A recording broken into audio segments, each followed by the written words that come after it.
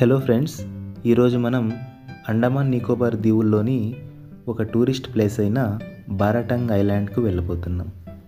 ఇక్కడ ప్రత్యేకత ఏంటంటే ఇక్కడ మనం మడ్ వాల్కనోని చూడవచ్చు అనమాట.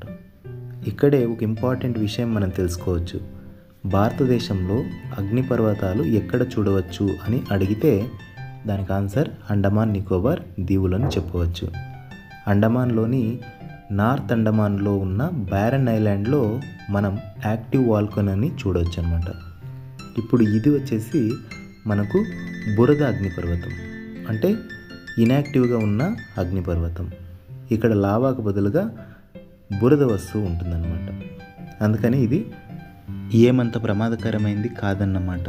అందుకనే టూరిస్టులు చూడాలనే ఉద్దేశంతో ఈ విధంగా అడవిలో 1 కిలోమీటర్ వరకు మనకు బ్యూటిఫుల్గా కర్రలతో కట్టారు.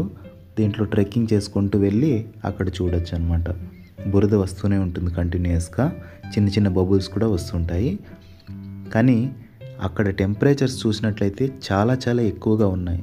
అంటే దీని అర్థం ఫ్యూచర్లో మేబీ ఇది కూడా యాక్టివ్ కావచ్చేమో అని మనం అనుకోవచ్చు అనమాట. మేము ఇక్కడే ఉంటాం కాబట్టి మాకు బోర్ కొట్టేసింది. కానీ కొత్తగా వచ్చే వాళ్ళకి ఈ జంగిల్లో ట్రెక్కింగ్ కానీ లేదంటే ఈ ప్రదేశం కానీ చుట్టుపక్కల ఉన్న ఏరియాస్ కూడా చాలా అద్భుతంగా ఉంటాయి.